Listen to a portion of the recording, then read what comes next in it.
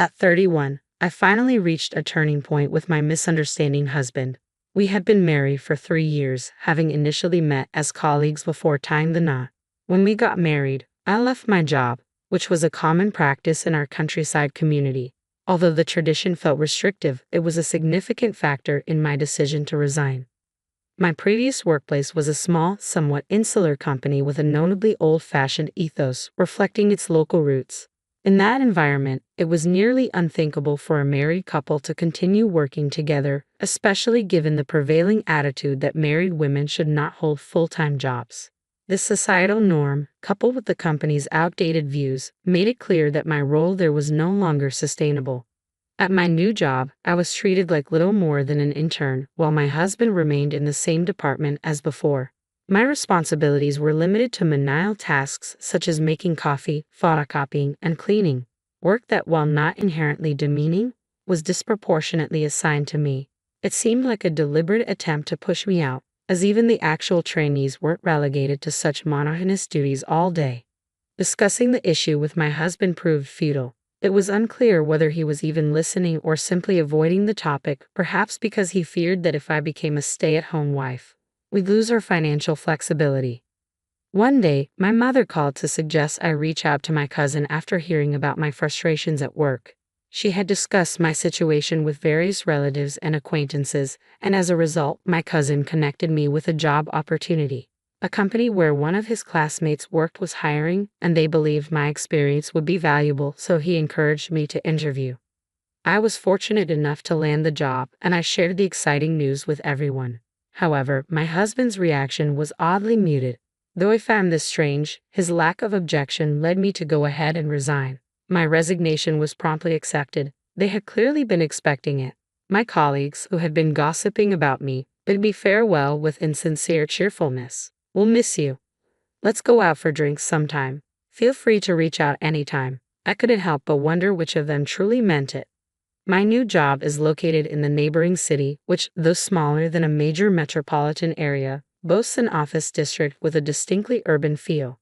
Upon joining, I discovered that the company's culture was refreshingly modern. There was no bias based on age or gender, and the diverse workforce included several international employees. The company embraced equality, including fair pay, regardless of marital status. My salary has significantly increased compared to my previous job, to the point where I now earn nearly $10,000 more per year than my husband. This is likely due to the absence of gender discrimination. Both men and women receive equal pay for the same work. I haven't shared this with my husband yet, as I suspect he might have difficulty accepting it given his personality and the norms at my former workplace. My dissatisfaction with the workplace vanished, and I found myself genuinely fulfilled in my new role. However, not everything is perfect. My husband contributes nothing to housework, leaving me to handle everything on my own. Balancing full-time work with managing household chores for two people is incredibly draining. I leave for work earlier than he does and come home quite late, yet he never takes on any household responsibilities. Instead, he spends his time snacking and lounging on the couch, leaving the house messier each day. When I return, I'm greeted with requests like, "I'm hungry. Hurry up and make dinner," or similar demands for food, a bath, or coffee. Just hearing these requests is exhausting. Although I chose to work, and I suppose this situation is partly my responsibility, I now realize I might have been influenced by outdated notions and expectations at the time.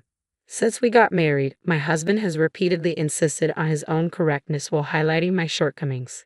He would say things like, "Work is tough because you lack the ability. If you want to manage both work and home, you need to try harder. If housework isn't going well, it's because you're inefficient. Get used to it and improve quickly. And since he chose to work, don't slack off on housework." These criticisms were a constant refrain.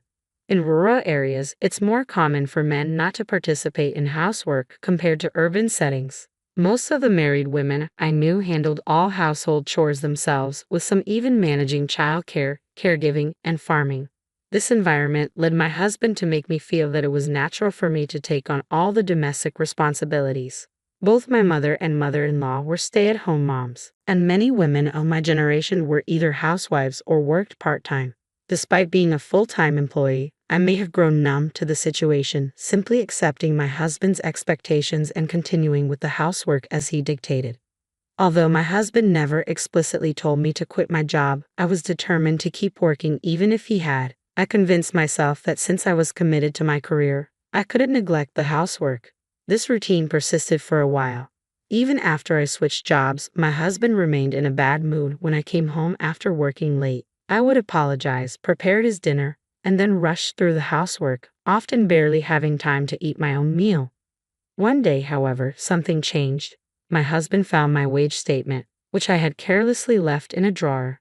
He stared at it in silence, and despite my attempts to downplay it by saying things like, "It's just because of overtime this time," or "maybe you'll earn more than me soon," my words had no effect. After that incident, my husband ignored me for days. He refused to speak or even look at me when I tried to communicate. Even if I stumbled or made a noise, he would completely ignore it. Eventually, I stopped attempting to engage with him, and just as I adjusted to this silent routine, he abruptly broke his silence. One evening, as I entered the living room after coming home, he shouted, "I'm home. What time do you think it is?" At my current job, there's a core time everyone is expected to be present, but the exact hours for arriving and leaving aren't strictly enforced, leading to varying departure times.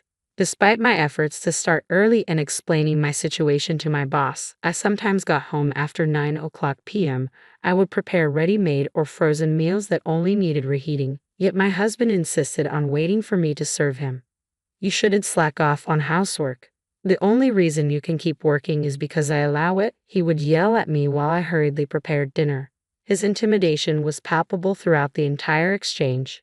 "You're just going to skip cleaning and laundry and go to bed, making excuses that it's too late. You're coming home late on purpose to slack off." Even when I got home late, I diligently took care of the quieter housework tasks. Despite my efforts, the results were far from perfect, and I often felt I deserved the scolding I received. I blamed myself, accepting the criticism as warranted. "Monica, are you listening? Don't get too full of yourself just because you're working," he would say. "I'm sorry. I didn't mean it that way. I'm grateful for the opportunity to work. I'll try not to take it for granted." I genuinely believed this at the time. Perhaps I was led to believe it. To manage my workload, I took on extra weekend shifts to cut down on weekday overtime. I vacuumed and did laundry daily, trying my hardest to keep up with the household chores. A few months later, I had an epiphany. Why am I struggling so much on my own? The realization came after seeing a colleague's lunchbox. Her husband was responsible for cooking at their house and even prepared her lunch. I was taken aback, but my other colleagues seemed unfazed. They expressed envy but also remarked how normal it was to share household responsibilities when both partners worked. I couldn't bring myself to share my situation, as none of them appeared to be handling all the housework alone. When I casually asked relatives and friends about their household arrangements, I was astonished to find that none of their husbands did as little as mine. This realization led me to stop handling his share of the housework. I no longer cleaned his room or did his laundry, and I only prepared and heated food for myself. His yelling didn't bother me. I felt a healthy adult should be able to take care of themselves. I left for work much earlier than he did and returned home quite late. Why should I be burdened with household chores long after he had gone to bed? It wasn't fair for me to do all the housework. Even if he ranted about housework being a woman's job or a wife's duty, I ignored him and focused on eating. "So now you think you're something special just because you're earning a bit more money?" he exclaimed before storming out of the house. As I watched him leave, my heart felt cold. His focus on money and the insults he hurled at me made me realize that all my care and effort had been in vain. I couldn't endure it any longer. The next day, he stopped coming home. I assumed he would reach out if there was an issue, so I left the situation alone, only to find out he had moved back in with his parents. Whenever he returned to collect his things, we would have brief and tense discussions. Each time, he resorted to abuse and even shoved me a few times. It was supposed to be a final chance for us, but it felt futile. I was willing to consider rebuilding our relationship if he showed any willingness to compromise, but his actions made it clear that was impossible. Having made my decision, I began the process of filing for divorce. First, I casually brought it up with my mother during one of our regular conversations. She was very supportive, telling me that I had been patient enough and that the decision was long overdue. Next, I reached out to my mother-in-law on a weekend when my husband wasn't around. Although we didn't see each other often, she had always been kind and caring. She was initially surprised by my decision to consider divorce but assured me she would support me. After these discussions, I visited a lawyer to start the formal process. I presented evidence of my husband's behavior, including a timeline of events, my personal diary, photos of bruises from when he had shoved me, and recordings of his verbal abuse. The lawyer noted that while it was a borderline case for domestic violence liability, the evidence was substantial and worth pursuing. I decided to forgo dividing our assets in exchange for not asking for alimony. I rented a room near my workplace and began packing my things. On moving day, I confronted my husband to settle our affairs. He had been buying meals from the supermarket and coming home daily as he didn't want to inconvenience his parents. When I told him we needed to talk, he gave me the usual silent treatment. I wasn't deterred and said what I needed to. "We're getting a divorce. I'm moving out now.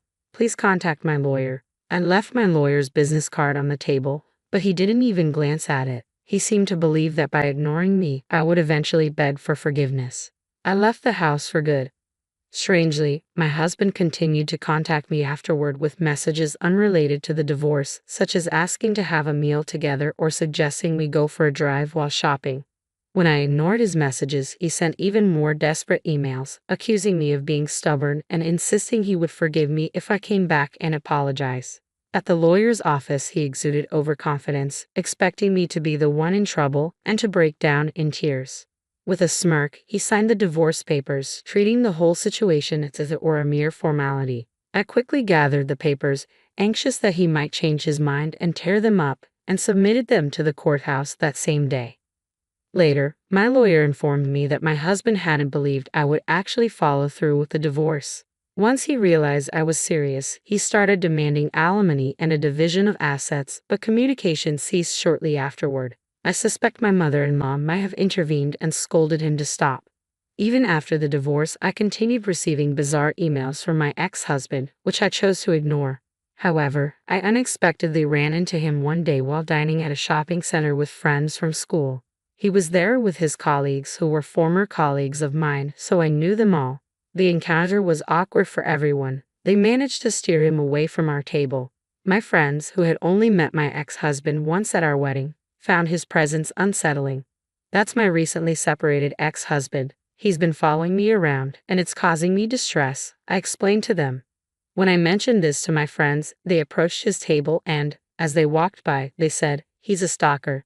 That's terrible. So creepy. My ex-husband, who was already uncomfortable around women, quickly retreated from the scene. After that encounter, the delusional emails from him ceased, and I've been enjoying my peaceful life on my own.